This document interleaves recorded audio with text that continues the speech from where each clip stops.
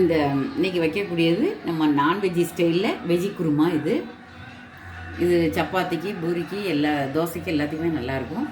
அதுக்கு தேவையான பொருட்களை வந்து சொல்லுதேன். இப்போ பச்சை மிளகா 2 பச்சை மிளகா வெட்டி வச்சுருக்கு, கருவேப்பிலை, தக்காளி பழம், இஞ்சி பூண்டு அரைக்கணும், அது விழுதா, அது பெல்லாரி 2 பெல்லாரி, சோயா,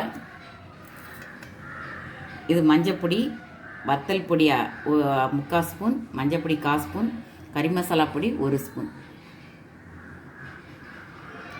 செய்யறதுக்கு எப்படிங்க, சட்டி காய வச்சுருக்கேன். இப்போ நல்லெண்ணெய் ஊற்று, 2 ஸ்பூன் நல்லெண்ணெய் ஊற்றுருங்க. தாளிக்கிறதுக்கு 2 பெருஞ்சீரகம் போடுங்க.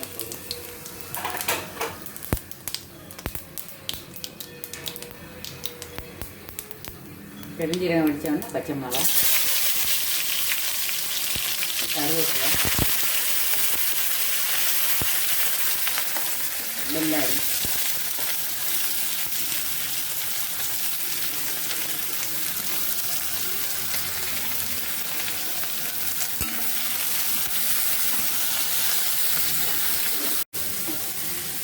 வெங்காயம் வதங்கிட்டு இப்போ தக்காளி போடலாம்.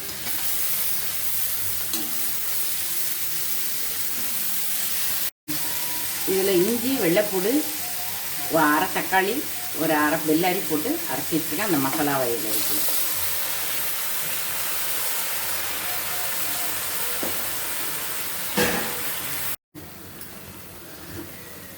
அது கூடயே இந்த மசாலா நம்ம எடுத்து வச்சுருக்கலாம், மஞ்சள் பொடி, வத்தப்பொடி, கறி மசால் பொடி போட்டுருவோம்.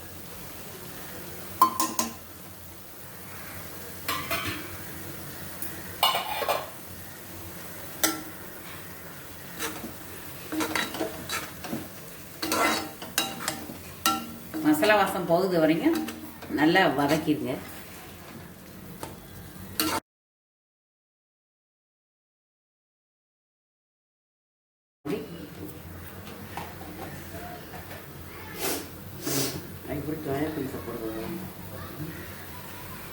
உப்பு ஆட் பண்ணியாச்சு. நல்லா கொதிச்சுட்டு இப்போ நம்ம அந்த சோயாவையும் கூட சேர்த்துக்கணும்.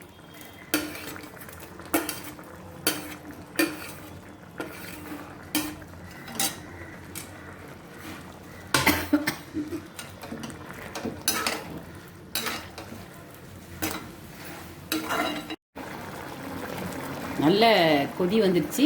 நம்ம இப்போ இறக்க போகிறோம். இறக்கும்போது அதில் இவ்வளோ கொத்தமல்லி தழை போட்டு இறக்கிடுங்க, நல்ல வாசமாக இருக்கும். அவ்வளோதான், முடிஞ்சிச்சு. 5 நிமிஷத்தில்